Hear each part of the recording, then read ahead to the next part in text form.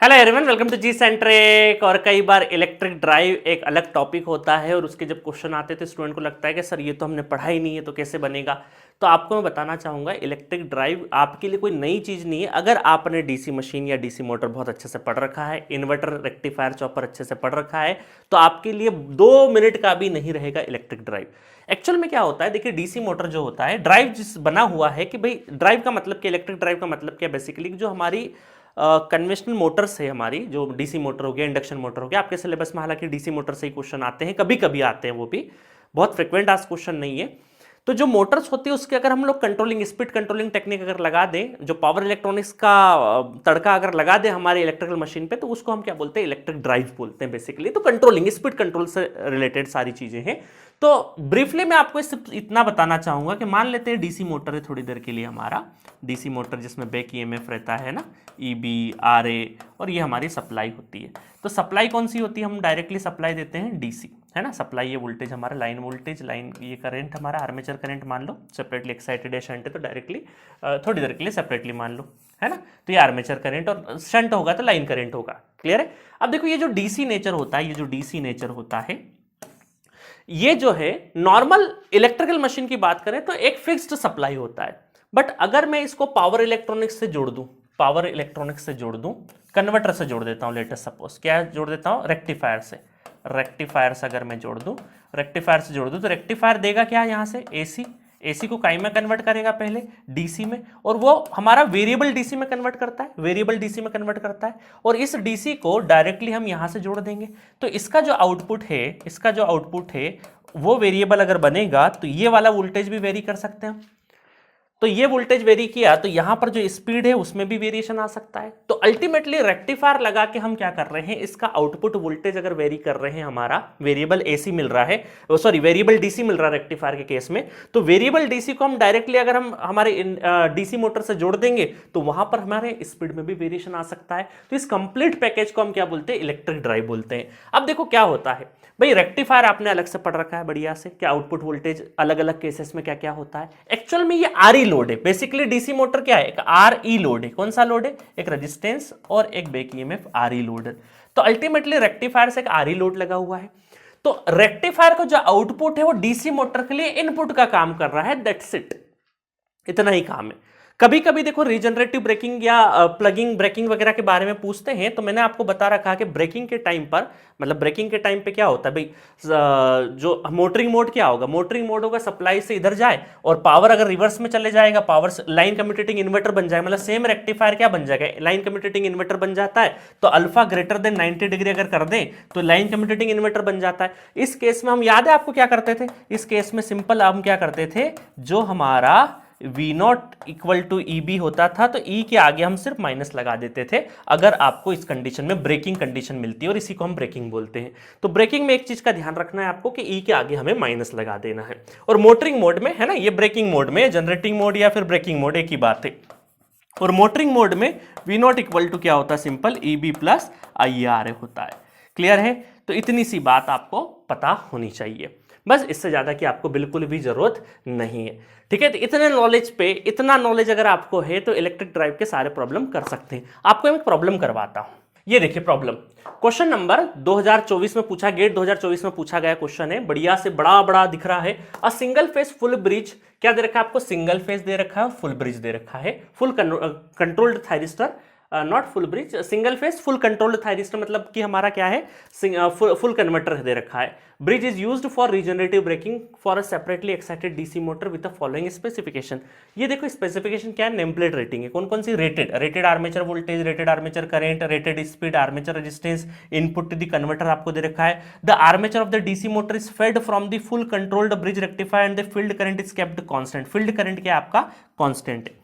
Assume that the motor is running at 600 RPM, इसका rated कितना, 1200 RPM में 600 RPM पे अगर वर्क करता है।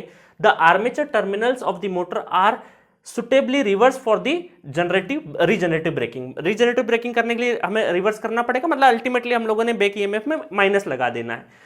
If the armature current of the motor is to be maintained at the rated value, armature current की value नहीं बदल रही, डायरेक्शन हो सकता बदल जाए बट वैल्यू नहीं बदल रही है।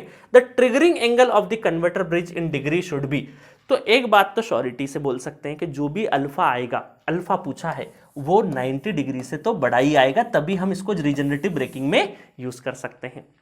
तो देखते हैं, क्वेश्चन बहुत आसान है। क्वेश्चन आसान क्यों है, समझना ध्यान से। अगर मैं यहाँ पे थोड़ी देर के लिए लोड इधर लगा देता हूँ, है ना, ये मैंने रेक्टिफायर लगाया, है ना, रेक्टिफायर का ये इनपुट वोल्टेज, ठीक है, ये आउटपुट वोल्टेज, और ये हमारा डीसी मोटर, ये डीसी मोटर, ठीक है, प्लस माइनस ईबी ले लेते हैं, ठीक है, और ये हमारा क्या है, आउटपुट वोल्टेज। ये आरए कितना दे रखा है, 1 ओम, और यहाँ से करंट कितना है, 10 एम्पेयर करंट जा रहा है ना, डीसी मोटर लगा दी। और रेटेड स्पीड कितनी है इसकी, रेटेड स्पीड है हमारी 1200 आरपीएम। कितनी है, 1200 आरपीएम। क्लियर है। तो अब देखो यहाँ पर नॉर्मली हम ये बोल सकते हैं कि भाई यहाँ पर आपका जो ईबी, ये हम बात करें मोटरिंग मोड की, किसकी बात कर रहे हैं हम लोग, मोटरिंग मोड की। अगर मैं बात करूं मोटरिंग मोड की, तो सिंपल, जब मोटर में एसी टू डीसी जब पावर जा रहा है, एसी से लगाकर डीसी में पावर जा रहा है, तब हम ये बोलेंगे कि भाई आउटपुट वोल्टेज क्या हो जाएगा, ईबी प्लस आईए इंटू आरए, आईए इंटू आरए, ये आरए है और ये हमारा क्या है, आर्मेचर करंट है। क्लियर है। तो यहां से हम क्या बोल सकते हैं कि ये ईबी अगर निकाल लेंगे तो कितना है आउटपुट वोल्टेज। अब देखो आउटपुट वोल्टेज हमें अभी, ये जो डीसी मोटर का इनपुट वोल्टेज है वही हमारे लिए इसका आउटपुट, इस रेक्टिफायर का आउटपुट, और इसके लिए भी एक ही बात है ना, 210 वोल्ट, 210 वोल्ट। अभी हम लोग 600 आरपीएम पे नहीं अप्लाई कर रहे, जो रेटेड है वही देख रहे हैं अभी हम लोग, है ना। तो इसका आउटपुट मतलब कि हमारा क्या है, बेसिकली 210 इक्वल टू ईबी 1 ले लेते हैं, पहली बार कर रहे हैं तो 10 इंटू 1, तो ये आ जाएगा आपका ईबी 1 कितना आ गया, 10 माइनस हो जाएगा तो 200 वोल्ट आ गया, 200 वोल्ट आ गया। अब समझना ध्यान से क्वेश्चन को। क्वेश्चन ये बोल रहा है कि अगर अब आपकी जो स्पीड है, ये जो स्पीड है ये अब आपकी 600 आरपीएम हो जाती है तो, है ना, इसको मैं N2 बोल देता हूं, है ना, और इसको मैं बोल देता हूं N1, ये हमारा N1 है, N2 और N1 अलग अलग कर दिए। उस टाइम पर आपका क्या हो रहा है, 600 आरपीएम भी कर रहे हैं, साथ में रीजनरेटिव ब्रेकिंग हो रहा है। क्या हो रहा है, रीजनरेटिव ब्रेकिंग हो जा रहा है। करंट का मैग्नीट्यूड नहीं बदल रहा है, करंट का मैग्नीट्यूड 10 एम्पेयर ही रहने वाला है। तो इस केस में हम ये बोल सकते हैं कि भाई जब ब्रेकिंग अप्लाई हो रही है, ब्रेकिंग अप्लाई कर रहे हैं हम लोग, ब्रेकिंग अप्लाई कर रहे हैं, या इस साइड ले लेते हैं थोड़ी देर के लिए, है ना, ब्रेकिंग अप्लाई अगर कर रहे हैं, ब्रेकिंग, तो क्या मैं ऐसा बोल सकता हूं कि पावर उल्टा हो रहा है। और उस टाइम पे हमें पता है कि भाई ब्रेकिंग में डायरेक्टली हम अगर आउटपुट एक्सप्रेशन लिखें तो ये हो जाएगा माइनस EB2 प्लस आईए आरए, है ना, सिर्फ माइनस लगा देना ब्रेकिंग में। अब देखो सवाल ये है कि जो V0 है, ये V0 किसका है, रेक्टिफायर का वोल्टेज है। तो पिछले केस में तो रेटेड था, जब 1200 आरपीएम था तब पता था, बट अब 600 आरपीएम हो गया तो क्या वोल्टेज पता है, नहीं पता है, बट हमें पता है ये आउटपुट किसका है, रेक्टिफायर का है। तो full wave single phase full converter का 2Vm/π cos अल्फा होता है, ये तो हमें पता है। आउटपुट वोल्टेज क्या होता है, 2Vm/π cos अल्फा होता है। EB2 हमें नहीं पता, एक बार EB2 पता लग जाए, और ये कितना है 10 इंटू 1, 10 इंटू 1, तो EB2 अगर पता लग जाए, VM हमें पता है क्योंकि यहाँ का जो पीक वोल्टेज 240 है, तो क्या हम ये बोल सकते हैं कि ये भी 240 इंटू रूट हो जाएगा, √2 हो जाएगा। EB2 पता लगाना। अब देखो आपको ये भी एक चीज पता है कि यहाँ पर जो है फील्ड करंट आपका क्या है, कांस्टेंट, मतलब फाई कांस्टेंट है। तो देखो रिलेशन देखते हैं। सबसे पहले क्या है हमारा रिलेशन में कि EB इज प्रोपोर्शनल टू, क्या ऐसा देखें, EB is proportional to N phi. तो फाई अगर कांस्टेंट है, फाई कांस्टेंट है, तो क्या हम ऐसा बोल सकते हैं कि EB is proportional to N, मतलब कि EB2 divided by EB1 equal to N2 divided by N1, है ना। तो स्पीड यहाँ पे अब सारी वैल्यू N1 N2 पता है, EB1 पता है 200, इसको रखोगे तो EB2 कितना आ जाएगा, 100 आ जाएगा, क्योंकि स्पीड आधी हो रही है तो EB2 भी क्या हो जाएगा, आधा हो जाएगा, तो 100 वोल्ट हो जाएगा।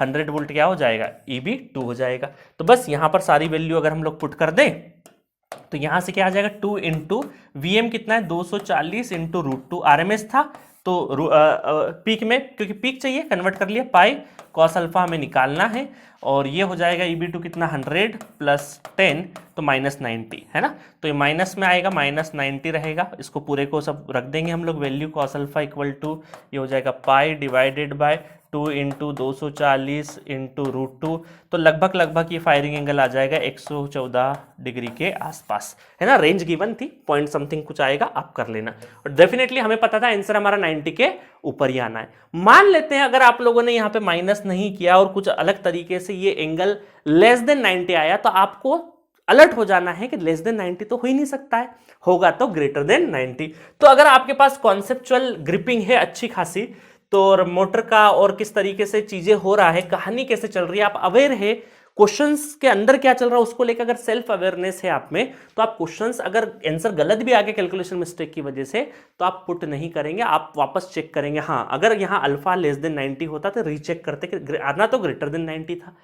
तो इस तरीके के क्वेश्चंस आपको ड्राइव में देखने को मिल जाते हैं। ड्राइव में बस एक ही चीज का ध्यान रखना, जो आउटपुट वोल्टेज है वो 2 Vm/π। अच्छा, अब यहाँ पे देखो सिंगल फेस फुल कन्वर्टर दिया, हो सकता है सेमी कन्वर्टर हो जाता, तो यहां पर आउटपुट वोल्टेज का फॉर्मूला बदल जाता।